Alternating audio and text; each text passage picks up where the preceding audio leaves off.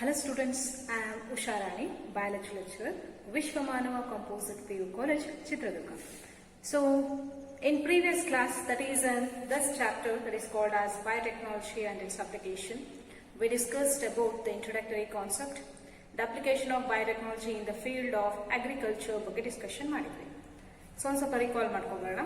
So, application of biotechnology in the field of therapeutics, diagnostic, even in the crop fields for to enhance the agricultural crop yield, energy production, bioremediation, waste treatments ಅಂತೆಲ್ಲ ಕರೆದಿದ್ವಿ. So ಅದರಲ್ಲಿ first ಒಂದು application of biotechnology in the field of agriculture ಒಳಗಡೆ different types of agricultural farmings ಇದೆ. Agro chemical based, organic farming and GE crop based ಅಂತ ಕರಿತೀವಿ. So ಈ ತರ different forms of an crop mechanism ಅಂದ್ರೆ agricultural farming system ಇದೆ. But ಇಷ್ಟರೊಳಗಡೆ green revolution ಅಂತ ನಾವೇನ್ ಕರಿತೀವಿ. So it is a revolution that is helpful for enhancing the food production, food crop production, for tripling the production of an crop for increased population of the world. So world population increase ಆಗ್ತಿದೆಯಲ್ಲ, ಅದಕ್ಕೆ ಬೇಕಾಗಿರುವಂತಹ food crops ಗಳನ್ನ so double triple production ನ increase ಮಾಡೋಕೆ green revolution enhance ಆಯ್ತು. So ಅದೇ ತರ green ರೆವಲ್ಯೂಷನ್ಗೆ ಇಲ್ಲಿ help ಮಾಡಿದ್ದೆ ಅದು ಅಂದ್ರೆ ಇವೆಲ್ಲ ಫಾರ್ಮಿಂಗ್ ಸಿಸ್ಟಮ್ಸ್ ಗಳಲ್ಲಿ ಸೊ ಎನ್ಹಾನ್ಸ್ ಆಗಿ ನಾವು ಎಕ್ಸ್ಟೆನ್ಸಿವ್ ಆಗಿ ಯೂಸ್ ಮಾಡಬೇಕಾಗಿರೋದು ಯಾವುದು, ಯೂಸ್ ಮಾಡ್ತಿರೋದು ಯಾವುದು ಅಂದ್ರೆ ಜಿಇ ಕ್ರಾಪ್ ಬೇಸ್ಡ್. ಯಾಕೆಂದ್ರೆ so they are insect resistant, pest resistant, disease resistant, drought resistant. Product ನ ಕೂಡ ಚೆನ್ನಾಗಿ ಕ್ವಾಲಿಟಿ ಕ್ವಾಂಟಿಟಿ ಕೊಡೋದ್ರಿಂದ ಜೀನ್ ಆಲ್ಟರ್ಡ್ ಮಾಡಿದ್ಮೇಲೆ ಬಂದಿರುವಂತಹ ಪ್ಲಾಂಟ್ಸ್ ಗಳಿಂದ ನಾವು ಎಕ್ಸ್ಪ್ಲಾಯ್ಟೇಷನ್ ಮಾಡಬೇಕು. So that system it involves and GE crop based. So the plant that has been obtained by the transfer of a new gene that is called as a genetically modified plants or genetically modified organism. The features of genetically modified organic plants in their features there. So they are showing an abiotic stress get tolerant ಆಗಿರುತ್ತೆ, like drought, heat, cold, temperature, salinity, ಏನೇ ಇದ್ರು. Next, that it was showing an reducing the usage of insecticides, pesticides, and even the fertilizers. Increases the nutritional value enhance ಆಗುತ್ತೆ. Increases the usage of mineral nutrients. It reduces the post-harvest loss. And even it is not allowing the decreasing the fertility of soil. Soil fertility decrease ಆಗೋಕೆ ಕೂಡ ಇದು ಬಿಟ್ಕೊಡಲ್ಲ. Fertility decrease ಆಗೋಕೆ ಬಿಟ್ಕೊಡಲ್ಲ. ಇಷ್ಟು properties GM plants ಎಂದು ಅಂತ ಕರಿತೀವಿ. Next, so genetically modified plants have been generated by using the transferring the desired gene into an host individual. So example, BT product, that is the plant that has been obtained by transferring the gene extracted from the Bacillus thuringiensis. So Bacillus thuringiensis, it is a microbe by which the many number of crop plants have been extracted, like cotton, brinjal, tomato, lab spaces. So lab ಅಂತ ಕರಿತೀವಲ್ಲ ಅದು, ಈ ತರ different varieties, potato ಆಗಿರ್ಬೋದು, ಇವನ್ನೆಲ್ಲವನ್ನು ಕೂಡ development ಮಾಡ್ತಾ ಹೋಗ್ತಾರೆ. ಅದರಲ್ಲಿ ಫಸ್ಟ್ ಒಂದು ನಾವು ಬಿಟಿ ಕಾಟನ್ ಬಗ್ಗೆ ಹೇಳಿದ್ವಿ. BT cotton, the plant that has bin developed by an RNA technology by using a bacteria called as Bacillus thuringiensis. So BT, it was producing a toxin called as crystal protein, which is also called as cry protein. So that cry protein, it was resulting. So it was present in a protoxin condition when it was present in a plant body. When it has been ingested by the insect, it converted into toxin that was altered due to the alkaline pH in an alimentary canal. It gets solubilizes and get attaches over the intestinal wall. That results the pores and lysis of intestinal wall. That results the death of an insect. Some of the insect species that have been eradicated by the development of BT cotton, like Lepidopteron, Coleopterons, and Dipterons. There are different types of cry genes that are acting against different types of an worm. There is an insects like cry2, AB, cry3, AC. ಈ ತರ different forms ಗಳನ್ನ ನಾವು ನೋಡಿದೀವಿ.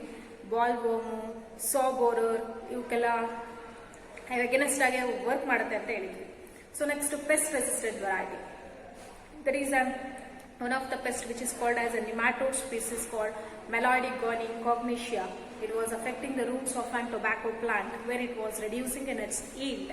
So here from this parasite the complementary DNA has been extracted in such a way that it has been designed so when it enters into an pest body, instead of synthesizing single-stranded RNA, it synthesizes double-stranded RNA on both sense strand and antisense strand.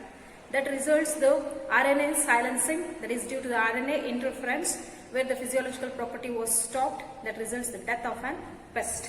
So ಇಷ್ಟನ್ನು ನಾವು last ಕ್ಲಾಸಲ್ಲಿ discussion ಮಾಡಿದ್ದೀವಿ. ಇವತ್ತು ನಾವು discuss ಮಾಡ್ತಿರೋದು ಯಾವುದು ಅಂದರೆ biotechnology application in the field of medicine.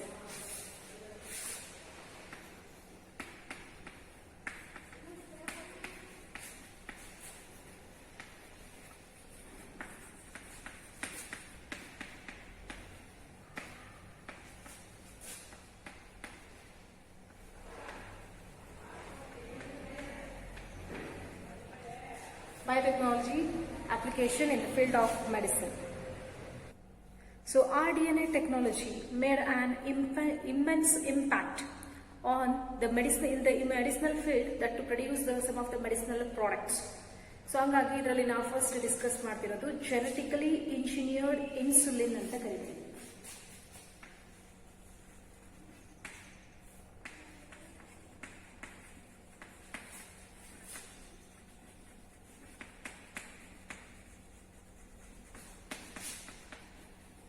So insulin ಅನ್ನೋ ಹೆಸರು ನಾವೆಲ್ಲರೂ ಕೇಳಿದ್ದೀವಿ. What is the main function of insulin? It is reducing the blood sugar level. Excess of sugar level ನ reduce ಮಾಡಕ್ಕೆ ಇದು help ಮಾಡ್ಕೊಡುತ್ತೆ.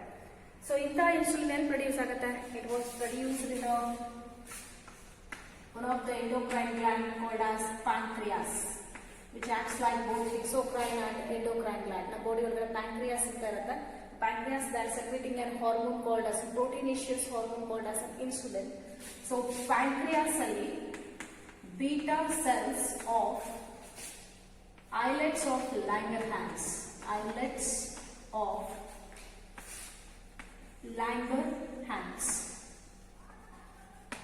beta cells of islets of Langerhans ಅಂತ ಇರುತ್ತೆ.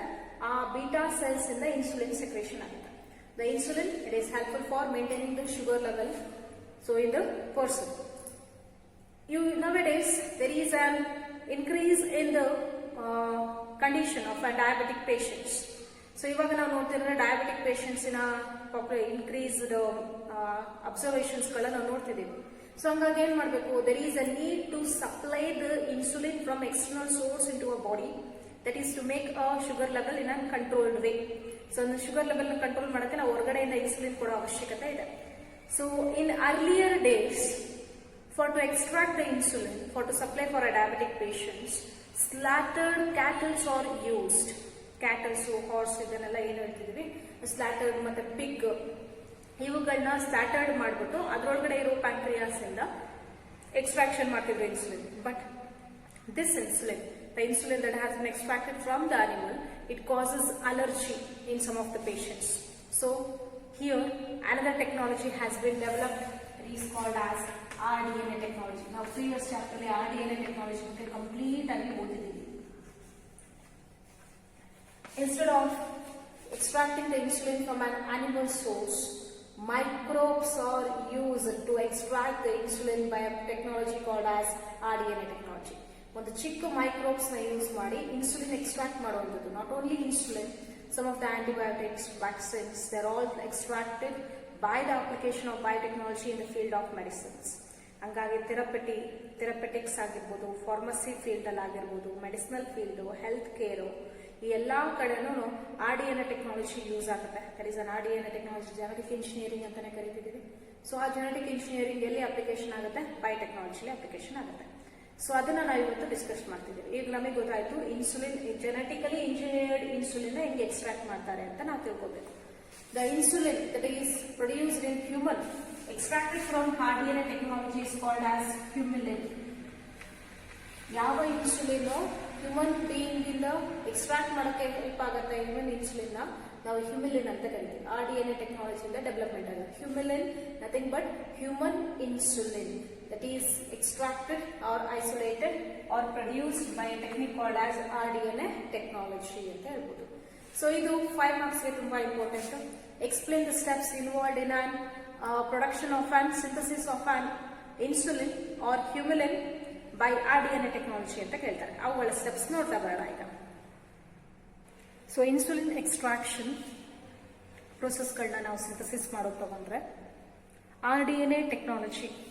So it is a process which involves the extraction of an human insulin. So here the steps involved in the synthesis of human insulin through an RDNA technology. For this, the first step, we need to extract an mRNA because the mRNA it was synthesizing an protein. The protein mRNA ತಾನೆ common ಆಗಿ ನಾವೇನ್ ಹೇಳ್ತೀವಿ DNA RNA synthesis ಮಾಡುತ್ತೆ, RNA protein synthesis ಮಾಡುತ್ತೆ. So insulin it is an proteinaceous hormone.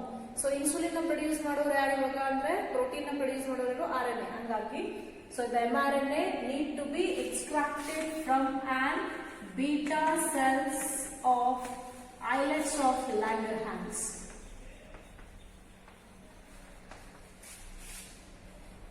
Islets of Langerhans in pancreas. From pancreas. Pancreas ಅಲ್ಲಿ ಇರುವಂತಹ beta cells ಅಲ್ಲಿ islets of Langerhans ಅಂತ ಏನ್ ಕರಿತೀವಿ ಆ ಸೆಲ್ಸ್ ಇಂದ we must extract the mRNA. So by the mRNA are treated and with the help of reverse transcriptase enzyme. Reverse transcriptase enzyme ಜೊತೆ treat ಮಾಡಬೇಕು. So reverse transcriptase ಏನ್ ಮಾಡುತ್ತೆ? It results the reverse transcription. Transcription ಅಂದ್ರೆ synthesis of RNA over the DNA. But ಈಗ RNA ಮೇಲೆ ಏನ್ synthesis ಆಗಬೇಕು? DNA. ಹಂಗಾಗಿ ನಾವಿಲ್ಲೇನ್ ಹೇಳ್ತೀವಿ? So mRNA ಇದೆ, mRNA ಮೇಲೆ ಏನ್ ಸಿಂಥಸಿಸ್ ಆಗುತ್ತೆ? DNA. That is a complementary DNA has been synthesized by the help of reverse transcriptase enzyme by a process called as reverse transcription. The reverse transcription helpful or assist the mRNA to synthesize complementary DNA. Now we got a complementary DNA. So this complementary DNA are treated with the restriction enzyme. Last previous class ಅಲ್ಲಿ ನಾವು discuss ಮಾಡಿದ್ದನ್ನ ನೀವು assume ಮಾಡ್ಕೋಬೇಕು.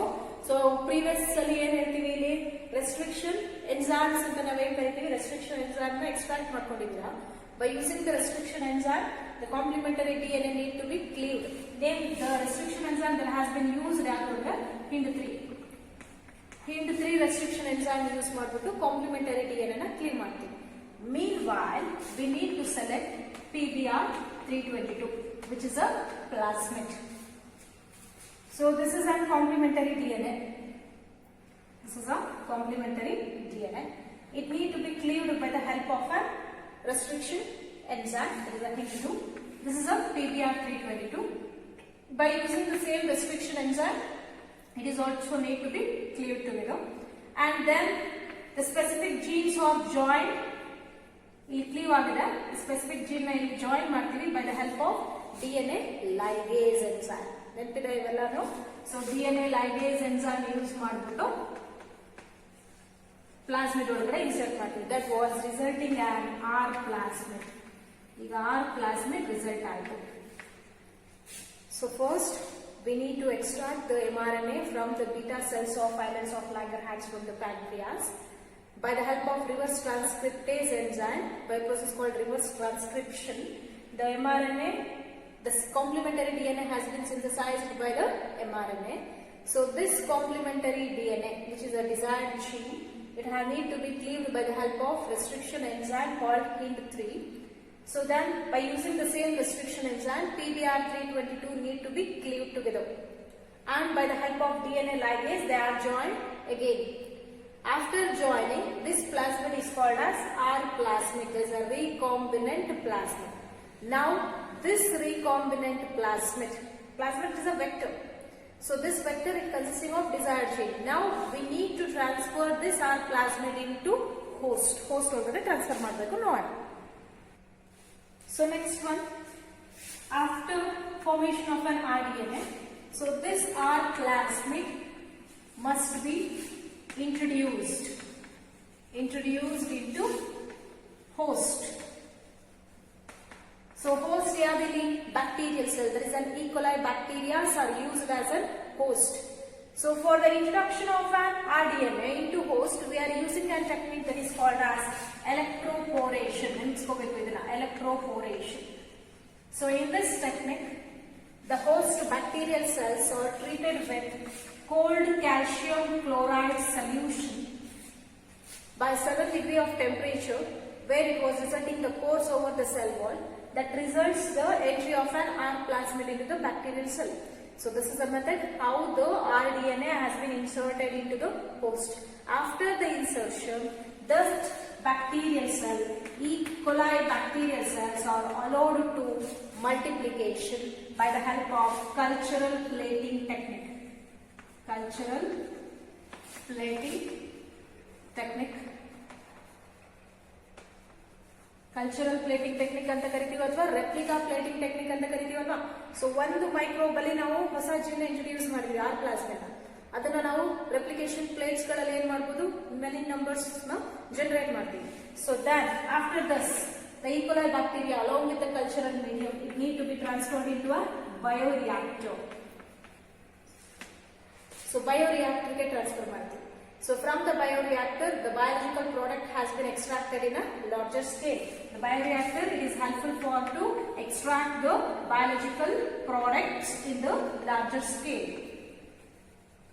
So ಇಲ್ಲಿ ಒಂದು ನೆನಪಿರ್ಬೇಕು, ನಮ್ಗೆ ಒಂದು ನೆನಪಿರ್ಬೇಕೇನು ಅಂತಂದ್ರೆ, so during the insertion of an desired gene into host, ಈ ಪ್ಲಾಸ್ಮಿಡ್ ಒಳಗಡೆ ಈ ಜಾಗಕ್ಕೆ ನಾವು ಡಿಸೈರ್ಡ್ ಜೀನ್ ಇಂಟ್ರೊಡ್ಯೂಸ್ ಮಾಡ್ತಿದೀವಿ ಅಂದ್ರೆ along with beta galactosidase gene we need to be introduced.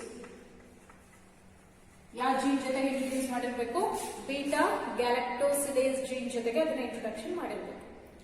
So ಇಷ್ಟು ಆಯ್ತಿಲ್ವಾ, ಬಯಾಲಜಿಕಲ್ ಪ್ರಾಡಕ್ಟ್ ಎಕ್ಸ್ಟ್ರಾಕ್ಷನ್ ಆಗುತ್ತೆ. From the bioreactor downstream processing ಅಂತ ಕರಿತೀರಲ್ವಾ, downstreaming, downstream processing. From this process, the insulin has been extracted, but the insulin is not a pure insulin, it is called as pro-insulin. ಅದನ್ನೇನಂತ ಕರಿತೀವಿ, pro-insulin. ಆ pro-insulin ಅಲ್ಲಿ ಏನಿದೆ, insulin it has been formed by amino acids, because the protein they are formed by a building blocks called as an amino acid that consisting of A chain, B chain, C chain along with beta galactosidase gene. Pro insulin ಅಲ್ಲಿ ಏನಿದೆ, beta galactosidase gene ಇದೆ, A chain ಇದೆ, B chain ಇದೆ, C chain ಇದೆ. But ನಮಗೆ ಬೇಕಾಗಿದ್ದು A ಮತ್ತೆ B. So A B chain ಬಂದ್ರೆ ಮಾತ್ರ ಅದು ಪ್ಯೂರ್ ಇನ್ಸುಲಿನ್ ಆಗುತ್ತೆ. ಪ್ಯೂರ್ ಇನ್ಸುಲಿನ್ ಹೆಂಗ್ ಫಾರ್ಮೇಶನ್ ಆಗುತ್ತೆ ಅಂತ ನೋಡೋಣ. ಸೊ ನಾವು we got a pro insulin. ಇದು ಡಯಾಗ್ರಾಮೆಟಿಕ್ ರೆಪ್ರೆಸೆಂಟೇಷನ್ ಪ್ರಾಕ್ಟೀಸ್ ಮಾಡ್ಕೋಬೇಕು ನೀವು. ಸೊ 2 ಮಾರ್ಕ್ಸ್ ಅಲ್ಲಿ ಕೇಳುವಂತ ಚಾನ್ಸಸ್ ಇದೆ ಇದು. ಸೊ ಇಲ್ಲಿ ಫಸ್ಟ್ ಏನಿದೆ, we got R plasmid. The R plasmids were introduced into an E. coli bacterial cell. By the replica plating method, the multiplication of E. coli bacterial cells are done. So then those microbes are transferred into a bioreactor with a cultural medium. By the help of downstreaming process, the product has been extracted. That pro-insulin, it consisting of A chain. This is an A chain. This is the B chain. This one is C chain. So this is A, this is B, so this one is B, this one is C chain. Along with this, it consisting of beta galactosidase gene. So here there is a need for the removal of beta galactosidase gene and C chain. That is to get a pure insulin. This is a pro-insulin, that is a pure insulin. So for this reason, to remove the beta galactosidase gene, we are treating this with cyanogen bromide.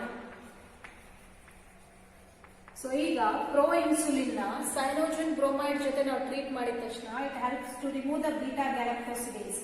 Beta galactosidase ಅಲ್ಲಿಂದ remove ಆಗುತ್ತೆ. ಉಳಿದಿದ್ದ ಅದು C chain remove ಮಾಡಬೇಕು ಅಂದ್ರೆ it need to be treated with trypsin. ಇದಕ್ಕೆ trypsin add ಮಾಡ್ತಾರೆ ಮತ್ತೆ. So that trypsin add ಮಾಡಿದ ತಕ್ಷಣ ಬಿ ಚೈನ್ ರಿಮೂವ್ ಆಯ್ತು. ಉಳಿದಿದ್ದೇನು, ಎ ಮತ್ತೆ B chain they are combine together by the help of disulphide bridges. Disulphide bonds ಇಂದ connect ಆಗುತ್ತೆ. That forms a pure insulin, that is but a Humulin. Pure insulin formation ಆಗೋದು ಇಷ್ಟು steps ಅಲ್ಲಿ ನಾವು ನೋಡಬಹುದು. ಇಲ್ಲಿ 1 ಮಾರ್ಕಲ್ಲೂ ಕೂಡ ಕೇಳುವಂತ ಚಾನ್ಸಸ್ ಇದೆ. ಬೀಟಾ ಗ್ಯಾಲಕ್ಟೋಸಿಡೇಸ್ ಜೀನ್ ನಾವು ಇನ್ಸುಲಿನ್ ಪ್ರೊಡಕ್ಷನ್ ಟೈಮ್ ಅಲ್ಲಿ ರಿಮೂವ್ ಮಾಡಕ್ಕೆ ಯಾವ ಪ್ರಾಡಕ್ಟ್ ನ ಯೂಸ್ ಮಾಡ್ತೀವಿ ಅಂದ್ರೆ, ಕೆಮಿಕಲ್ ಕಾಂಪೋನೆಂಟ್ ನ ಯೂಸ್ ಮಾಡ್ತೀವಿ ಅಂದ್ರೆ cyanogen bromide. For to remove the C chain ಏನ್ ಯೂಸ್ ಮಾಡ್ತೀರಾ ಅಂದ್ರೆ trypsin. After removing the beta galactosidase gene and a C chain, remaining A and B chain are combined together by the help of disulfide bridges that form a pure insulin. So ishtu process ide, but one of the American company name called as Eli Lilly during 1983. So they synthesized the artificial A chain and B chain. Synthetic ಆಗಿ artificial ಏನ್ ಮಾಡ್ತಾರೆ, A chain B chain ready ಮಾಡ್ಬಿಟ್ಟು, so they have been combined together by the help of disulphide bridges that to extracted human insulin. Human insulin ನ extract ಮಾಡ್ತಾರೆ. ಇದು ಕೂಡ competitive ಅಲ್ಲೂ ಕೇಳೋ ಚಾನ್ಸಸ್ ಇದೆ, 1 ಮಾರ್ಕಲ್ಲೂ ಕೇಳೋದಿದೆ. ಸೊ ಯಾವ company insulin production synthetic methods ಅಲ್ಲಿ ಯುಟಿಲೈಸ್ ಮಾಡಿದೆ ಅಂತಂದ್ರೆ one of the American company ಅಂತ ತಗೊಂಡ್ರೆ ಲಿಲಿ ದಟ್ ಈಸ್ ಎಸ್ಟಾಬ್ಲಿಷ್ಡ್ ಇನ್ 1983 ಅಲ್ಲಿ. ಅದು ಎಸ್ಟಾಬ್ಲಿಷ್ ಆಗಿದ್ದ 1983 ಅಲ್ಲಿ ಅದು ಇನ್ಸುಲಿನ್ ಪ್ರೊಡಕ್ಷನ್ ನ ಮಾಡ್ತು ಅಂತ ಹೇಳ್ಬೋದು. ಸೊ ಇಷ್ಟು ಇನ್ಸುಲಿನ್ ಪ್ರೊಡಕ್ಷನ್ ಅಲ್ಲಿ ಫಸ್ಟ್ ಏನ್ ಮಾಡಿದೀವಿ, ಹ್ಯೂಮನ್ ಬೀಯಿಂಗ್ ಅನ್ನ ಪ್ಯಾಂಕ್ರಿಯಾಸ್ ಅಂತ ಏನ್ ಕರಿತೀವಿ, ಪ್ಯಾಂಕ್ರಿಯಾಸ್ ಅಲ್ಲಿರೋ beta cells of islets of Langerhans ಇಂದ mRNA ಎಕ್ಸ್ಟ್ರಾಕ್ಟ್ ಮಾಡಿದೀವಿ, ಒಂದು mRNA. ಸೊ ಆ mRNA ಇಂದ ರಿವರ್ಸ್ ಟ್ರಾನ್ಸ್ಕ್ರಿಪ್ಷನ್ ಪ್ರೋಸೆಸ್ ಇಂದ cDNA ಸಿಂಥಸಿಸ್ ಮಾಡಿದ್ವಿ. That cDNA and the PBR322 are treated with HIND3 restriction enzyme. They are cleaved. By the help of DNA ligase, they are joined together. That R plasmid are introduced into the E. coli bacterial cell. By treating them with an cold calcium chloride solution that was resulting the pores over the cell that makes the easily insertion of an rDNA into host by electroporation. After that, they are multiplied, the bacterial cells with the desired genes are multiplied by the help of cultural plating technique or replica plating technique. So that was resulting to produce the microbes in a larger quantity. So those microbes along with a cultural medium are transferred into the bioreactor. So in the bioreactor, the products are produced in a larger scale. After obtaining the product from the downstreaming process, it is called as proinsulin, which consisting of A chain, B chain, C chain and beta galactosidase. So it must be treated with cyanogen bromide to remove the beta galactosidase and then treated with trypsin to remove the C chain. Remaining A and B chain are combined together to form a pure insulin. So ishtu insulin production ಹೆಂಗ್ ಮಾಡ್ತಾರೆ ಅಂತ ನಾನು ನಿಮಗೆ ಹೇಳಿದ್ದೀವಿ. So next application of biotechnology in the field of medicine ಅಲ್ಲೇನೆ gene therapy ಅಂತ ನೋಡೋಣ. So gene therapy ಅಂತ ಬರ್ತಿದೆ. What is mind by gene therapy? ಇದು 1 ಮಾರ್ಕಲ್ಲೂ ಕೂಡ ಕೇಳ್ತಾರೆ. What is mind by gene therapy? The replacement of defective gene by the normal gene.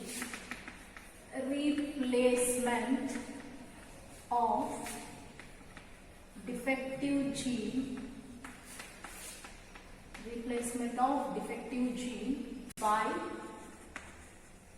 normal gene.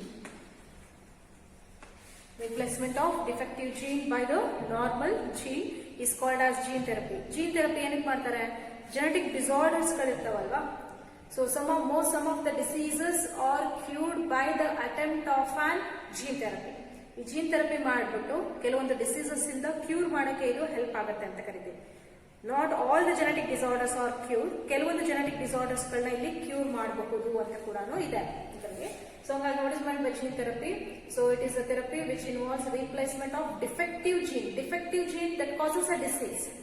By replacing the defective gene, ಆ defective gene ನ ತೆಗೆದು ಅಲ್ಲಿ ನಾರ್ಮಲ್ ಜೀನ್ ನ introduce ಮಾಡುವಂತಹ ಪ್ರೋಸೆಸ್ ನ ಜೀನ್ ಥೆರಪಿ ಅಂತ ಕರಿತೀವಿ.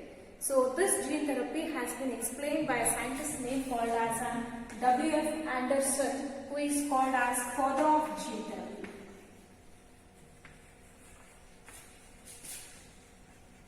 So ivaru father of gene therapy anta karitare. So this gene therapy, it has been showing an first clinical approach. First clinical approach idinne yalli madidru? First clinical approach ಅಂದ್ರೆ ಮೊದಲಿಗೆ ಎಲ್ಲಿ ಮಾಡಿದ್ವಿ ಥೆರಪಿನ ಅಂತ ತಗೊಂಡ್ರೆ, so it has been conducted during 1990 for on 4-year-old girl. ಒಂದು 4 ವರ್ಷದ ಬೇಬಿಗೆ, ಒಂದು ಮಗುಗೆ ಇದು ಜೀನ್ ಥೆರಪಿನ ಮಾಡ್ತಾರೆ. Because that child has been affected by a disease called as ADA deficiency. That is an adenosine deaminase adenosine deaminase deficiency ಅಂತ. So ADA deficiency ಅನ್ನುವಂತಹ disease ಬಂದಿತ್ತು ಚೈಲ್ಡ್ಗೆ, 4 year old ಚೈಲ್ಡ್ಗೆ. ಈ ADA ಡಿಸೀಸಸ್ ನ ಟ್ರೀಟ್ ಮಾಡಿದ್ರು ಯಾರಿಂದ? Gene therapy. First gene therapy start ಮಾಡಿದ್ರೆ ಆ ಡಿಸೀಸ್ನೆಸ್ ನ ಕ್ಯೂರ್ ಮಾಡಿ ಯಾರ ಮಗುಗೆ ಅಂದ್ರೆ 4 ವರ್ಷದ ಮಗುಗೆ. So ADA adenosine deaminase deficiency. Adenosine deaminase it is an enzyme helpful for enhancing the immune system in our body. ನಮ್ಮ ಬಾಡಿ ಒಳಗಡೆ ಇಮ್ಯೂನ್ ಸಿಸ್ಟಮ್ ನ ಇದು ಎನ್ಹಾನ್ಸ್ ಮಾಡುತ್ತೆ. ಸೊ ಇದ್ರದ್ದು ಡಿಫಿಷಿಯನ್ಸಿ ಆಯ್ತು, ಕಮ್ಮಿ ಆದಾಗ ಏನಾಗುತ್ತೆ ಇಮ್ಯೂನ್ ಸಿಸ್ಟಮ್ ಅಂದ್ರೆ resistant capacity to fight again disease ಕಮ್ಮಿ ಆಗುತ್ತೆ. So that was resulting on severe combined immuno deficiency disorder, SCID ಅಂತ ಕರೀತೀವಿ. Severe combined immuno deficiency disorder. Severe combined immuno deficiency disorder ನ ಇದು ಕಾಸ್ ಮಾಡ್ಬಿಡ್ತು. ಅಂದ್ರೆ ಒಂದು ಇಮ್ಯೂನ್ ಸಿಸ್ಟಮ್ ನಮ್ಮ ಬಾಡಿ ಇರ್ತಾ ಇದ್ರೆ ಬೇರೆ ಬೇರೆ ಡಿಸೀಸ್ ಅಫೆಕ್ಟ್ ಆಗುವಂತಹ ಚಾನ್ಸಸ್ ಇರುತ್ತಲ್ಲ, ಹಂಗಾಗಿ. ಸೊ ಫಸ್ಟ್ ಇದನ್ನ ಏನ್ ಮಾಡ್ತಾರೆ ಅಂದ್ರೆ for some of the patients the ADA deficiency in some of the childrens the ADA deficiency can be cured by the help of bone marrow transplantation. Bone marrow transplantation ಅಂತ ಕರಿತೀವಲ್ವಾ, bone marrow transplantation ಇಂದ transplantation ಮಾಡಿಬಿಟ್ಟು ಕೆಲವೊಬ್ಬರಿಗೆ ಈ diseases ನ treat ಮಾಡಬಹುದು. ಕೆಲವೊಬ್ಬರಲ್ಲಿ ಈ diseases ನ ಟ್ರೀಟ್ ಮಾಡ್ತಾರೆ. ಬಟ್ ಇನ್ನೂ ಕೆಲವೊಬ್ಬರಲ್ಲಿ ಏನಾಗುತ್ತೆ ಅಂದ್ರೆ so it can be treated by the help of enzyme replacement therapy. Enzyme replacement therapy. So enzyme replacement therapy ಕೂಡ ಮಾಡಬಹುದು. ಸೊ ಇಲ್ಲೇನ್ ಹೇಳ್ತೀವಿ, ಬೋನ್ ಮ್ಯಾರೋ ಟ್ರಾನ್ಸ್ಪ್ಲಾಂಟೇಶನ್ ಇಂದ ಕೆಲವೊಂದು ಚಿಲ್ಡ್ರನ್ಸ್ ಅಲ್ಲಿ ಮಾಡಿದ್ರೆ ಎನ್ಸೈಮ್ ರಿಪ್ಲೇಸ್ಮೆಂಟ್ ಥೆರಪಿಯಿಂದ ಕೆಲವೊಬ್ಬರು ಚಿಲ್ಡ್ರನ್ಸ್ ಗಳಲ್ಲಿ ನಾವು ಈ ಡಿಸೀಸಸ್ ಇಂದ ಆಚೆ ಬರೋಕೆ ಇದು ಹೆಲ್ಪ್ ಮಾಡಿಕೊಡುತ್ತೆ. But nowadays again the same RDNA technology has been extensively use to treat this disorder. So ಅದು ಯಾವ ತರ ಯಾವ ಸ್ಟೆಪ್ಸ್ ಅಲ್ಲಿ ಇದನ್ನ ಟ್ರೀಟ್ ಮಾಡ್ತಾರೆ ಅಂತ ನೋಡೋಣ. The steps involve to treat on ADA. The steps involved in treating an ADA deficiency. So adar tagondre first lymphocytes from the blood of the patients are grown in a cultural medium outside the body. Patients na body inda lymphocyte cells ganna tagobeku. First lymphocyte cells from the blood of the patients are grown. ತೆಗೆದ್ಬಿಟ್ಟು ಅದೇನ್ ಮಾಡ್ಬೇಕು, it must be grown outside the body. ಹೊರಗಡೆ ಒಂದು cultural medium ಅಲ್ಲಿ lymphocytes ಗಳನ್ನ ಬೆಳೆಸಬೇಕು. After that, the functional ADA, cDNA. A functional ADA produce ಮಾಡುವಂತಹ cDNA using an retroviral vector. ನಾವು ಯಾವಾಗಲೂ ಜೀನ್ ಯಾವ್ದ್ರ ಮೂಲಕ ಟ್ರಾನ್ಸ್ಫರ್ ಮಾಡ್ತೀವಿ? ವೆಕ್ಟರ್. ಅನಿಮಲ್ಸ್ ಅಲ್ಲಿ ಯೂಸ್ ಮಾಡುವಂತಹ ವೆಕ್ಟರ್ ಯಾವುದು? retroviral vector. By using retroviral vector is then introduced into the lymphocytes. retroviral vector use ಮಾಡಿ lymphocyte cells ಒಳಗಡೆ functional cDNA ನ ಇಂಟ್ರೊಡ್ಯೂಸ್ ಮಾಡಿದೀವಿ. Or subsequently return to the patient. ಅದನ್ನ subsequent ಆಗಿ ಏನ್ ಮಾಡಬೇಕು? ಪೇಷಂಟ್ಸ್ ಬಾಡಿಗೆ ಟ್ರಾನ್ಸ್ಫರ್ ಮಾಡಬೇಕು. So next, as these cells are not immortal, the patient requires periodic infusion of GE lymphocytes. However, ಯಾಕಂದ್ರೆ ಪದೇ ಪದೇ ಒಂದೇ ಸತಿಗೆನೆ ಇದು ಡಿಸೀಸ್ ಕ್ಯೂರ್ ಆಗಕ್ಕಾಗಲ್ಲ, ಹಂಗಾಗಿ ಏನ್ ಮಾಡಬೇಕು? ಸಬ್ಸಿಕ್ವೆಂಟ್ಲಿ ಪಿರಿಯಾಡಿಕ್ ಇನ್ಫ್ಯೂಷನ್ ಅಂದ್ರೆ ಜೆನೆಟಿಕಲಿ ಇಂಜಿನಿಯರ್ಡ್ ಲಿಂಫೋಸೈಟ್ಸ್ ಗಳನ್ನ ಪೇಷಂಟ್ ಬಾಡಿಗೆ ಪದೇ ಪದೇ ಪಿರಿಯಾಡಿಕಲಿ ಅದನ್ನ ಇಂಟ್ರೊಡ್ಯೂಸ್ ಮಾಡಬೇಕಾಗತ್ತೆ. ಸೊ ಇಲ್ಲಿ however gene isolated from the matured cells, marrow cells, bone marrow cells ಇಂದ ಎಕ್ಸ್ಟ್ರಾಕ್ಟ್ ಮಾಡಿರುವಂತಹ ಜೀನ್ಸ್ ಗಳನ್ನ which are producing an ADA are introduced into the cells in an early embryonic stage. Early embryonic stage ಇಂದಾನೆ ಮಾಡೋದ್ರಿಂದ permanent cure ಕೂಡ ಆಗುತ್ತೆ ಈ ಡಿಸೀಸ್ಗೆ. So ಏನ್ ಮಾಡ್ಬೇಕು? ಫಸ್ಟ್ ಪೇಷಂಟ್ ನ ಬಾಡಿಲಿ ಬ್ಲಡ್ ಅಲ್ಲಿರೋ ಲಿಂಫೋಸೈಟ್ಸ್ ನ ಹೊರಗಡೆ ತಗೊಂಡು ಕಲ್ಚರಲ್ ಮೀಡಿಯಂ ಅಲ್ಲಿ ಬೆಳೆಸ್ತೀವಿ. By using retroviral vector use ಮಾಡಿ ಫಂಕ್ಷನಲ್ ADA cDNA ಅದಕ್ಕೆ ಇಂಟ್ರೊಡ್ಯೂಸ್ ಮಾಡ್ತೀರಾ. ಈಗ ವೆಕ್ಟರ್ ಒಳಗಡೆ ಏನಿದೆ? ಫಂಕ್ಷನಲ್ ADA cDNA ಇದೆ. ಅದನ್ನ ಮತ್ತೆ ನಾವು ಲಿಂಫೋಸೈಟ್ಸ್ಗೆ ಇಂಟ್ರೊಡ್ಯೂಸ್ ಮಾಡಿ ಆ ಲಿಂಫೋಸೈಟ್ಸ್ ನ ಪೇಷಂಟ್ಸ್ ಬಾಡಿಗೆ ಸಬ್ಸಿಕ್ವೆಂಟ್ಲಿ ಸಫಿಶಿಯಂಟ್ ಆಗಿ ಏನ್ ಮಾಡಬೇಕು, subsequently it must be return back to the patient. So ಒಂದೇ ಸತಿ ಇದು ಟ್ರೀಟ್ ಆಗದೆ ಇರೋದ್ರಿಂದ periodically infusion of GE lymphocytes, genetically engineered lymphocytes ನ ಪಿರಿಯಾಡಿಕಲಿ ಆ ಪೇಷಂಟ್ಸ್ ಬಾಡಿಗೆ ಇಂಟ್ರೊಡ್ಯೂಸ್ ಮಾಡಬೇಕಾಗುತ್ತೆ. ಅದೇ ನಾವು ಅದನ್ನ ಮ್ಯಾರೋ ಸೆಲ್ಸ್ ಇಂದ ಎಕ್ಸ್ಟ್ರಾಕ್ಟ್ ಮಾಡಿಕೊಂಡು ಅರ್ಲಿ ಎಂಬ್ರಿಯಾನಿಕ್ ಸ್ಟೇಜ್ ಅಲ್ಲಿ ಮಾಡೋದ್ರಿಂದ it can be treated in an permanent cure ಅಂತ ಕೂಡ ನಾವು ಇದರೊಳಗಡೆ ಕರಿತಾ ಹೋಗ್ತೀವಿ. ಸೊ ಇಷ್ಟು that is steps involved in, so that is to cure on ADA deficiency. Gene therapy, the replacement of defective gene by the normal gene, that is to treat some of the disorders ಅಂತ ಕರಿತಿದ್ದೀವಿ. Anderson, who is called as father of gene therapy, the first clinical approach for this disease is to treat an ADA deficiency. So where a 4-year-old girl has been affected by ADA deficiency, so it has been treated first by the clinical approach. Some of the children can be treated by the help of bone marrow transplantation or by enzyme replacement therapy. The steps involved in to develop an ADA deficiency in ಆಚೆ ಬರಕ್ಕೆ ಏನೇನು steps use ಆಗಿದೆ ಅನ್ನೋದಕ್ಕೆ ನೋಡ್ಕೊಳ್ಳೋಣ. Lymphocytes from the blood of the patients are grown in the cultural medium outside the body. The functional aDNA, cDNA by using an retroviral vector is then introduced into these lymphocytes, which are subsequently returned to the patient. As these cells are not immortal, the patient requires the periodic infusion of GE lymphocytes. However, the gene isolated from the marrow cells producing ADA is introduced into the cells at early embryonic stage. It is a permanent cure. So, ಇಷ್ಟು gene therapy ಅಂತ ಕರಿತೀವಿ. Gene ಥೆರಪಿಲಿ types ಇದೆ, ಆ ಟೈಪ್ಸ್ಗಳು ಯಾವ್ಯಾವು ಅಂತ ನೋಡೋಣ. So gene therapy ಅವಾಗ ಹೇಳಿದ್ವಿ, replacement of defective gene by the normal gene. There are two types of gene therapy. So, ಎರಡು ಟೈಪ್ಸ್ ಬರುತ್ತೆ. ಸೊಮ್ಯಾಟಿಕ್ ಸೆಲ್ ಜೀನ್ ಥೆರಪಿ ಅಂತ ಒಂದು, germline gene therapy ಅಂತ ಒಂದು. germline gene therapy. Somatic cell gene therapy ಎಲ್ಲ definition ಹೇಳ್ತಿದ್ದೀವಿ. The replacement of defective gene by the normal gene in the somatic cells. ನಮ್ಮ ಬಾಡಿಲಿ ಎರಡು ತರ ಸೆಲ್ಸ್ ಇರುತ್ತೆ, ಹೌದಲ್ಲಪ್ಪ? Somatic cells and germ cells ಅಂತ. ಸೊಮ್ಯಾಟಿಕ್ ಸೆಲ್ಸ್ ಅಂದ್ರೆ ಬಾಡಿ ಸೆಲ್ಸ್ಗಳು, germ cells ಅಂದ್ರೆ reproductive ಸೆಲ್ಸ್ಗಳು.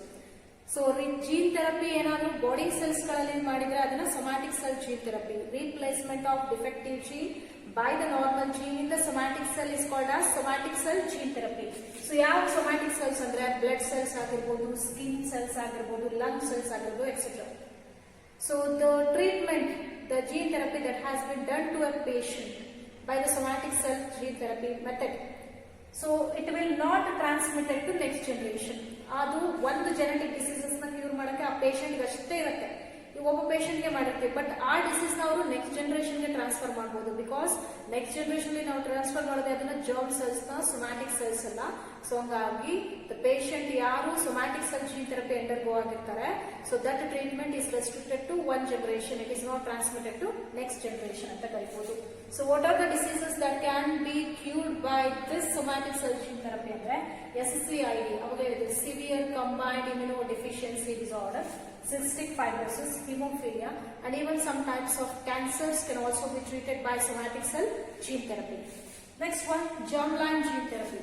Replacement of defective gene by the normal gene in the germ cells is called as germline gene therapy.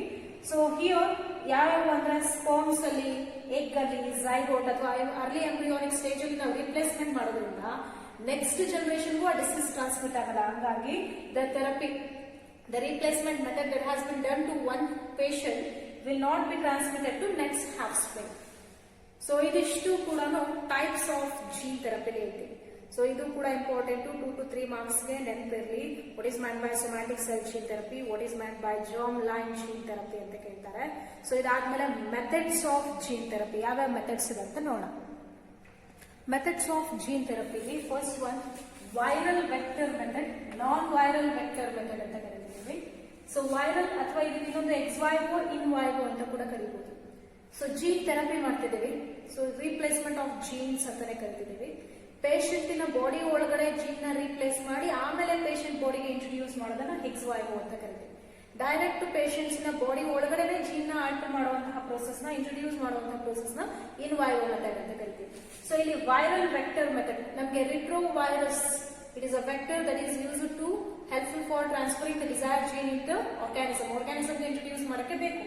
So ಹಂಗಾಗಿ ಇಲ್ಲಿ viral vector method ಅಲ್ಲಿ retrovirus ನ use ಮಾಡಿ by the help of reverse transcriptase enzyme the complementary DNA has been generated. So that complementary DNA is introduced into the patient body. First to replacement of gene ಎಲ್ಲಿ ನಡೆಯುತ್ತೆ ಅಂದ್ರೆ patients ನ body ಹೊರಗಡೆ ನಡೆಯುತ್ತೆ. Defective gene ನ ತೆಗೆದುಬಿಟ್ಟು ಅಲ್ಲಿಗೆ normal gene ನ ಇಂಟ್ರೊಡ್ಯೂಸ್ ಮಾಡ್ತಾರೆ by the help of retroviral vector. Introduce ಮಾಡಿದ ಮೇಲೆ ಆ ಸೆಲ್ಸ್ ನ ಮತ್ತೆ ಪೇಷಂಟ್ಸ್ ಬಾಡಿ ಸೆಲ್ಸ್ ಗೆ ಟ್ರಾನ್ಸ್ಫರ್ ಮಾಡ್ತಾರೆ into the chromosomes. Because in that they are undergoing a multiplication process, many number multiplication ಆಗುತ್ತೆ. ಸೊ ಹಂಗಾಗಿ here the disease that has been treated by the viral vector method ಯಾವುದು ಅಂದ್ರೆ SCID, severe combined immunodeficiency disorder. Another one, non-viral vector method. Non-viral vector method. So ಇಲ್ಲಿ vectors ನ use ಮಾಡೋ ಅವಶ್ಯಕತೆ ಇಲ್ಲ. Direct ಆಗಿ desired gene, it is a functional genes are introduced into the targeted cell inside the body of a patient. Patients ನ body ಒಳಗಡೆನೆ jeans ನ defective gene ನ ತೆಗೆದು ನಾರ್ಮಲ್ ಜೀನ್ ನ ಅಲ್ಲೇ ಇಂಟ್ರೊಡ್ಯೂಸ್ ಮಾಡುವಂತಹ ಪ್ರೋಸೆಸ್ ನ ಇನ್ ವೈವೋ ಮೆಥಡ್ ಅಂತ ಕರೀತಾರೆ. The disease that has been treated by this technique is called as cystic fibrosis ಅಂತ ಕರೀತಾರೆ. So these are the methods that has been involved in an gene therapy. So gene therapy ಅಂದ್ರೆ ಏನು? Gene ಥೆರಪಿಲಿ ಎರಡು types ಇದೆ, somatic cell gene therapy and germ line gene therapy. Somatic cell gene therapy the replacement of defective gene by the normal gene in the somatic cells. So where it can be inherited, is not inherited to next generation. So some of the diseases, ಯಾವ disease ಇದನ್ನ skin ನಲ್ಲಿ skin cells, blood cells ಮತ್ತೆ lung cells ಅಲ್ಲಿ ಮಾಡ್ತಾರೆ treatment ಅಂತ ಹೇಳಿದ್ದೇವೆ. So cystic fibrosis and SCID, some of the cancer, hemophilia can be treated by this process.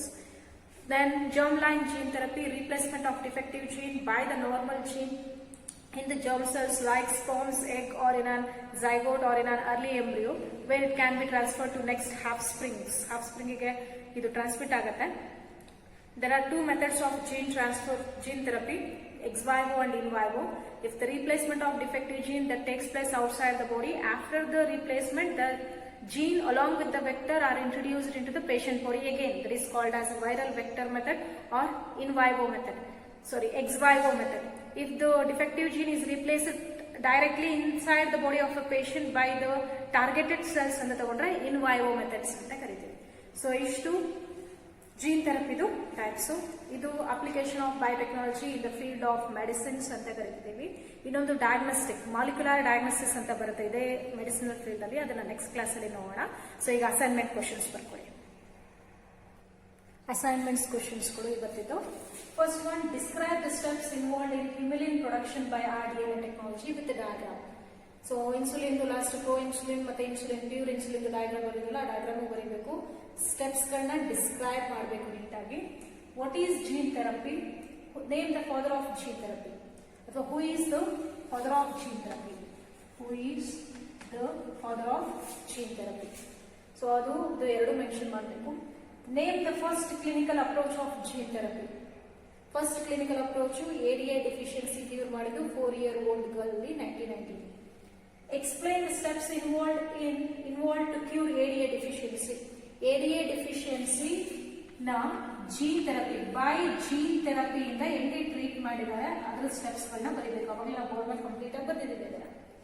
Write about the types of gene therapy, somatic cell gene therapy and germline gene therapy explanation ಮಾಡಬೇಕು with example. Write about the methods of gene therapy. Gene therapy methods ಗಳು in vivo method, ex vivo method. There is a viral vector method, non-viral vector methods ಗಳನ್ನ explain ಮಾಡಿ ನೀಟಾಗಿ descriptions ಕೊಡಿ. So ಇಷ್ಟು ಇವತ್ತಿನ chapter ನಾವೇನು ಮಾಡಿದ್ದೀವಿ topic related. So ಇವತ್ತು ನಾವು ಡಿಸ್ಕಸ್ ಮಾಡಿದಂತಹ ಕಾನ್ಸೆಪ್ಟ್ಸ್ಗಳು application of biotechnology in the field of medicine ಅಲ್ಲಿ ಇನ್ಸುಲಿನ್ ಪ್ರೊಡಕ್ಷನ್ ಯಾವ ತರ ಮಾಡ್ತಾರೆ. Next gene therapy. So gene ಥೆರಪಿಲಿ ADA ಡೆಫಿಷಿಯನ್ಸಿನ ಹೆಂಗೆ ಕ್ಯೂರ್ ಮಾಡ್ತಾರೆ. Methods somatic and germ line. Methods ಅಲ್ಲಿ in vivo and ex vivo. Types ಅಲ್ಲಿ that is somatic cell gene therapy and germ line gene therapy. ಇಷ್ಟು ಇವತ್ತಿನ ಕ್ಲಾಸಲ್ಲಿ ನಾವು ಡಿಸ್ಕಸ್ ಮಾಡಿರುವಂತಹದ್ದು. ಸೊ ಇದರ ರಿಲೇಟೆಡ್ ನಿಮ್ಗೆ ಇನ್ನೂ ಏನಾದರೂ ಡೌಟ್ಸ್ಗಳಿದ್ರೆ, ಕ್ಲಾರಿಫಿಕೇಶನ್ ಬೇಕಿದ್ರೆ ನಮಗೆ ಕಾಲ್ ಮಾಡಿ. ಸೊ ವಿತ್ ಇನ್ ಟೈಮ್ ಅಸೈನ್ಮೆಂಟ್ಸ್ಗಳನ್ನ ಸಬ್ಮಿಟ್ ಮಾಡಬೇಕು. ಸೊ ಕೀ ಪಾಯಿಂಟ್ಸ್ ಅಂತ ಬರಿಬೇಡಿ, ಬೋರ್ಡ್ ಮೇಲೆ ಬರೆದಿರೋದು, ಕ್ವಶನ್ ವಿತ್ ಆನ್ಸರ್ಸ್ ಬರೀರಿ. ಓಕೆನಾ? ಸೊ ಏನೋ ಡೌಟ್ ಇದ್ರೆ ಕಾಲ್ ಮಾಡ್ಬೋದು ಸ್ಟೂಡೆಂಟ್ಸ್. Thank you. ಸೊ ನಾವಿವತ್ತು application of biotechnology in the field of medicine ಬಗ್ಗೆ ಡಿಸ್ಕಷನ್ ಮಾಡ್ತೀವಿ. ಅದನ್ನು ನೋಡ್ತಾ ಬಂದರೆ, so here biotechnology in medicine, where it is helpful for diagnose and treat the different diseases with effective recombinant therapeutic drugs, protect from dangerous diseases through gene therapy, and new healthy genes can be inserted to replace the damaged cells. Targeted actions of drugs by through a study of genomics. Recombinant therapeutics do not induce unwanted immunological response as in case of similar products isolated from non-human sources. 30 recombinant therapeutics approved for the human use and 12 of these are marketed in India. So ಇಲ್ಲಿ medicinal ಅಪ್ಲಿಕೇಶನಲ್ಲಿ ತೊಗೊಂಡ್ರೆ biotechnology ಡಯಾಗ್ನೈಸ್ಗೆ, treatment diagnosis ಅಂದರೆ ಡಿಸೀಸ್ನ first detect ಮಾಡೋಕ್ಕೆ help ಮಾಡುತ್ತೆ. And even to treat different ಡಿಸೀಸಸ್ನ recombinant DNA ಟೆಕ್ನಾಲಜಿಯಿಂದ ಅದಕ್ಕೆ ಬೇಕಾಗಿರುವಂತಹ ಥೆರಪೀಸ್ನ ಕೂಡ ಇಂಡ್ಯೂಸ್ ಮಾಡ್ಬೋದು. ಮತ್ತು ಡೇಂಜರಸ್ ಡಿಸೀಸಸ್ ಬಂದ ಪ್ರೊಟೆಕ್ಟ್ ಮಾಡೋಕ್ಕೂ ಕೂಡ ಇದು ಹೆಲ್ಪ್ ಮಾಡುತ್ತೆ. ಜೀನ್ ಥೆರಪಿ ಅನ್ನುವಂತಹ ಪ್ರೋಸೆಸ್ಸಿಂದ ಹೆಲ್ತಿ ಜೀನ್ನ ಇಂಟ್ರಡ್ಯೂಸ್ ಮಾಡಿ ಡ್ಯಾಮೇಜ್ ಆಗಿರೋ ಸೆಲ್ಸ್ನು ಕೂಡ ರೀಪ್ಲೇಸ್ ಮಾಡಬಹುದು. ಮತ್ತು ಇಲ್ಲಿ ನಾವು ತೊಗೊಂಡ್ರೆ ನಾನ್ ಹ್ಯೂಮನ್ ಸೋರ್ಸಿಂದ ಕೂಡ ನಾವು ಇಮ್ಯುನಾಲಜಿಕಲ್ ರೆಸ್ಪಾನ್ಸಸ್ಗಳನ್ನ ಥೆರಪಿ ಒಳಗಡೆ ಇಂಡ್ಯೂಸ್ ಮಾಡ್ಬೋದು ಅಂತ ಕರಿತೀವಿ. ಇದುವರೆಗೂ 30 ರೀಕಾಂಬಿನೆಂಟ್ ಥೆರಪಟಿಕ್ಸ್ ಇದ್ದಾವೆ, ಆದರೆ ಅದು approved for human being. But now it has been only 12 of these are marketed in India. So 30 recombinant therapeutics approve ಇದ್ದು ಹ್ಯೂಮನ್ ಬೀಯಿಂಗೋಸ್ಕರ. ಯೂಸಲ್ಲಿ ಅದು ಇಂಡಿಯಾದಲ್ಲಿರೋದು ಎಷ್ಟು ಮಾರ್ಕೆಟಿಂಗ್ ಆಗಿದ್ದಾವೆ ಅಂದರೆ 12 ಇದ್ದಾವೆ. ಸೊ ಇವತ್ತು ಜೆನೆಟಿಕಲಿ ಇಂಜಿನಿಯರ್ಡ್ ಇನ್ಸುಲಿನ್ ಥೆರಪೆಟಿಕ್ಸ್ ಅಂತ ತೊಗೊಂಡಾಗ, ಮೆಡಿಸಿನ್ ಅಂತ ತೊಗೊಂಡಾಗ, ಸೊ ಇಲ್ಲಿ ನಾವು ಇನ್ಸುಲಿನ್ ಪ್ರೊಡಕ್ಷನ್ನು ವಾಸ್ಟಾಗಿ ಬೇಕಾಗಿರೋದು ಅವಶ್ಯಕತೆ ಇದೆ. ಯಾಕೆಂದರೆ ಡಯಾಬಿಟಿಕ್ ಪೇಷಂಟ್ಸ್ಗಳು ಜಾಸ್ತಿ ಆಗ್ತಿರೋದ್ರಿಂದ, due to their lifestyles, habits ಅಂತ ಕೂಡ ಕರಿಬಹುದು. ಅದ್ರ ಬೇಸಿಸ್ ಮೇಲೆ ಜೆನೆಟಿಕಲಿ ಇಂಜಿನಿಯರ್ಡ್ ಇನ್ಸುಲಿನ್ ಪ್ರೊಡ್ಯೂಸ್ ಮಾಡೋಕ್ಕೆ. Deficiency of insulin causes diabetes which can be controlled by taking insulin at regular interval. Traditional, when human insulin were not available, insulin of animals like slaughtered cattle and pigs are used. Animal insulin triggers some immune response like allergy and some reactions due to foreign insulin and will not effective. Bacteria were genetically engineered, produce human insulin in large quantity as a bacteria can easily grow in the culture medium. So insulin deficiency ಇರೋದ್ರಿಂದ diabetes ಅನ್ನುವಂತಹ disease ಬರುತ್ತೆ. ಹಂಗಾಗಿ ಅವ್ರಿಗೆ insulin ಅನ್ನೋದನ್ನ ಹೊರಗಡೆಯಿಂದ ಕೊಡೋ ಅವಶ್ಯಕತೆ ಇದೆ. ಸೊ ಹಂಗಾಗಿ ಹ್ಯೂಮನ್ಗೆ ಬೇಕಾಗಿರೋ ಇನ್ಸುಲಿನ್ನ ಕ್ಯಾಟಲ್ಸ್ ಮತ್ತು ಪಿಗ್ನ ಸ್ಲ್ಯಾಟರ್ಡ್ ಮಾಡಿ ಅಲ್ಲಿಂದ ಎಕ್ಸ್ಟ್ರಾಕ್ಟ್ ಮಾಡ್ತಿದ್ರು. ಬಟ್ ಅನಿಮಲ್ ಇನ್ಸುಲಿನ್ ಆಗಿದ್ದರಿಂದ ಕೆಲವೊಂದರಲ್ಲಿ ಅದು ಇಮ್ಯೂನ್ ರೆಸ್ಪಾನ್ಸಲ್ಲಿ ಅಲರ್ಜಿ ಕಾಸ್ ಮಾಡ್ತು. ಸೊ ಹಂಗಾಗಿ ಬ್ಯಾಕ್ಟೀರಿಯಾನ ಯೂಸ್ ಮಾಡಿ ಇತ್ತೀಚೆಗೆ ಜೆನೆಟಿಕ್ ಇಂಜಿನಿಯರಿಂಗಲ್ಲಿ ಬ್ಯಾಕ್ಟೀರಿಯಾಸ್ನ ಯೂಸ್ ಮಾಡಿ ಇನ್ಸುಲಿನ್ ಎಕ್ಸ್ಟ್ರಾಕ್ಟ್ ಮಾಡ್ತಾರೆ. ಇನ್ನು ಲಾರ್ಜರ್ ಸ್ಕೇಲ್ ಅಂತ ಕರಿಬಹುದು. So genetically engineered insulin, how it has been developed. First created 1983 ಇಲ್ಲಿ ಲಿಲಿ ಅಮೆರಿಕನ್ ಕಂಪನಿಯವರು ಎ ಮತ್ತು ಬಿ ಚೈನ್ನ ಡೆವಲಪ್ಮೆಂಟ್ ಮಾಡಿ ಅದನ್ನು ಡೈಸಲ್ಫೈಡ್ ಬಾಂಡಿಂದ ಕಂಬೈನ್ ಮಾಡಿ ಕೂಡ ಇದನ್ನು ಎನ್ಹ್ಯಾನ್ಸ್ ಮಾಡಿ ಡೆವಲಪ್ಮೆಂಟ್ ಮಾಡಿದ್ದಾರೆ. Insulin hormone to regulate the blood sugar level and administrated in the patients with diabetes. Mature insulin which consisting of 2 short polypeptide chain like A and B chain were linked by disulfide bridges. Insulin synthesizes a prohormone in all mammals. A peptide P, A and B peptides additional C peptide absent in a matured insulin as it is get removed during maturation. Using rDNA technology, 2 DNA sequence corresponding chain A and B human chain introduced in plasmids of E. coli produced insulin chain separately. Chain A and B extracted and combined by disulfide bond human insulin ಅಂತ ಕರಿತೀವಿ. So ಇಲ್ಲಿ first human ಇಂದ mRNA beta cells of islets of Langerhans of an ಪ್ಯಾಂಕ್ರಿಯಾಸಿಂದ mRNA ತೊಗೊಂಡು reverse transcription, ಸ್ವಲ್ಪ recall ಮಾಡ್ಕೊಳ್ಳಿ. Reverse transcriptase ಎಂಜೈಮಿಂದ reverse ಟ್ರಾನ್ಸ್ಕ್ರಿಪ್ಷನಿಂದ ಕಾಂಪ್ಲಿಮೆಂಟರಿ ಡಿ ಎನ್ ಎನ ಸಿಂಥಸಿಸ್ ಮಾಡ್ತೀವಿ. ಅದೇ ಕಾಂಪ್ಲಿಮೆಂಟರಿ ಡಿ ಎನ್ ಎ ಮತ್ತು ಪ್ಲಾಸ್ಮಿಡ್ ಡಿ ಎನ್ ಎನು ಸೆಲೆಕ್ಟ್ ಮಾಡ್ಕೋಬೇಕು. By using same restriction enzyme both are cleave together, that is hint 3 use ಮಾಡಿ. ಸ್ಟಿಕ್ಕಿ ಎಂಡ್ಸ್ ರಿಸಲ್ಟ್ ಆಗುತ್ತೆ. ಲೈಗೇಸ್ ಎಂಜೈಮ್ ಯೂಸ್ ಮಾಡಿ ಅವೆರಡೂ ಜಾಯಿನ್ ಮಾಡ್ತೀರಾ. ಇಲ್ಲಿ ನೋಡ್ತಾ ಬರೋಣ.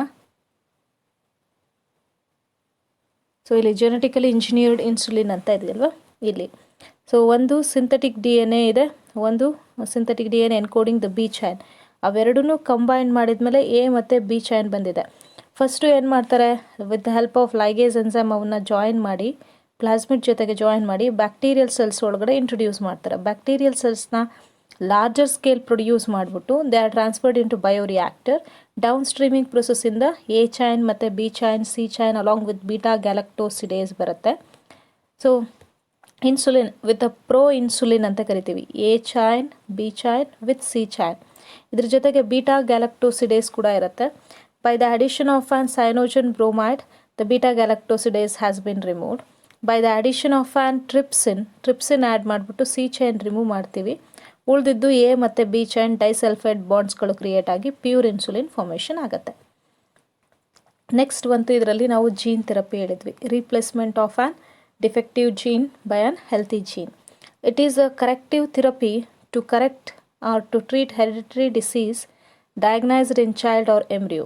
Methods where gene inserted into the cells and tissues to treat diseases. Principle of gene therapy. Normal gene when get inserted into the individual cell embryo with the gene defect, the normal will get over the function and compensate the non-functional gene.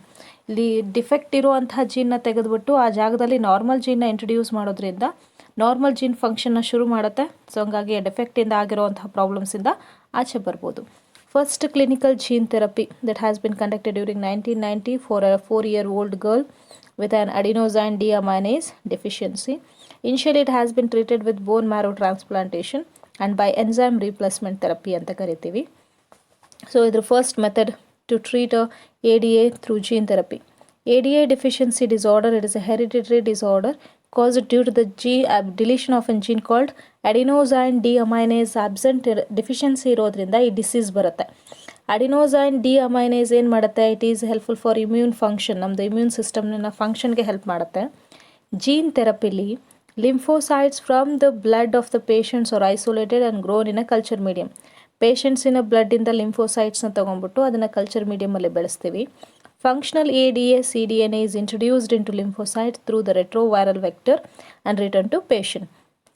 ಈ functional CDNAನ ಲಿಂಫೋಸೈಟ್ಸ್ಗೆ introduce ಮಾಡಿ retroviral vector use ಮಾಡಿ patient ಬಾಡಿಗೆ ವಾಪಸ್ ಕಳಿಸ್ಕೊಡ್ತೀವಿ. Since lymphocytes have a short life span, genetically engineered lymphocytes are periodically introduced into patients. ಹಂಗಾಗಿ ಅದನ್ನು ಪೀರಿಯಾಡಿಕಲಿ ಇಂಟ್ರೊಡ್ಯೂಸ್ ಮಾಡಬೇಕಾಗತ್ತೆ. But if the gene isolated from marrow cells producing ADA introduced in embryonic stage, ಏನಾದರೂ ಇದನ್ನು ನಾವು embryonic ಸ್ಟೇಜಲ್ಲೇ ಮಾಡಿದರೆ it is a permanent cure ಅಂತ ಕರಿತೀವಿ. ಸೊ ಜೀನ್ ಥೆರಪಿ ಒಬ್ಬ ಪೇಷಂಟ್ಸಿನ ಬಾಡಿಯಿಂದ ಸೆಲ್ಸ್ಗಳನ್ನ ತೆಗೆದುಬಿಟ್ಟು ಹೊರಗಡೆ ತೆಗೆದುಬಿಟ್ಟು ಜೀನ್ ಇಂಟ್ರೊಡಕ್ಷನ್ ಮಾಡಿ ಆಮೇಲೆ ಆ ಸೆಲ್ಸ್ಗಳನ್ನ ಬಾಡಿಗೆ ರೀಪ್ಲೇಸ್ ಮಾಡೋದು. ಜೀನ್ ಥೆರಪಿಲಿ 2 ಟೈಪ್ಸ್ ನೋಡಿದ್ವಿ ಇವತ್ತು. That is on somatic cell gene therapy, germ line gene therapy. Replacement of defective gene in somatic cell, replacement of defective gene in germ cells. Somatic cells ಅಂದರೆ body cells, lungs, liver, heart, kidney ಇವಾಗಿರ್ಬೋದು. So ಅದಾದಮೇಲೆ germ line cells ಅಂದರೆ zygote, embryo, sperms, egg ಇಲ್ಲೂ ಕೂಡ replace ಮಾಡ್ಬೋದು. Somatic cell gene ಥೆರಪಿಲಿ treatment ಒಬ್ಬ ಪರ್ಸನ್ಗೆ ಮಾತ್ರ ರೆಸ್ಟ್ರಿಕ್ಟ್ ಆಗಿರುತ್ತೆ. ಅದು ನೆಕ್ಸ್ಟ್ ಜನ್ರೇಷನ್ಗೆ ಅವರು ಆ ಡಿಸೀಸಸ್ನ ಟ್ರಾನ್ಸ್ಮಿಟ್ ಮಾಡಬಹುದು. ಬಟ್ ಜರ್ಮ್ ಲೈನ್ ಜೀನ್ ಥೆರಪಿಲಿ ಮಾಡೋದ್ರಿಂದ ಆ ಡಿಸೀಸು ನೆಕ್ಸ್ಟ್ ಜನ್ರೇಷನ್ಗೆ ಟ್ರಾನ್ಸ್ಮಿಟ್ ಆಗಲ್ಲ. ಇದರಲ್ಲಿ 2 ಮೆಥಡ್ ಇದೆ ಜೀನ್ ಥೆರಪಿಲಿ, ಇನ್ವೈವೋ, ಎಕ್ಸ್ವೈವೋ. ಎಕ್ಸ್ವೈವೋ ಅಂತಂದರೆ ಹೊರ್ಗಡೆ ಜೀನ್ನ ಆಲ್ಟ್ರ್ ಮಾಡಿ ಆಮೇಲೆ ಆ ಜೀನ್ನ ಪೇಷಂಟಿನ ಬಾಡಿಗೆ ಟ್ರಾನ್ಸ್ಫರ್ ಮಾಡೋದು. ಇನ್ವೈವೋ ಅಂದರೆ ಡೈರೆಕ್ಟ್ ಪೇಷಂಟಿನ ಬಾಡಿ ಒಳಗಡೆ ಜೀನ್ನ ಆಲ್ಟ್ರ್ ಮಾಡೋದು. ಸೊ ಇಷ್ಟು ಪ್ರೋಸೆಸ್ಸು ಇವತ್ತು ನಾವು ಡಿಸ್ಕಸ್ ಮಾಡಿದ್ದು. ಏನಾದರೂ ಡೌಟ್ಸ್ ಇದ್ದರೆ ಕೇಳಬಹುದು. Okay, assignments within time submit ಮಾಡಿ. Thank you students.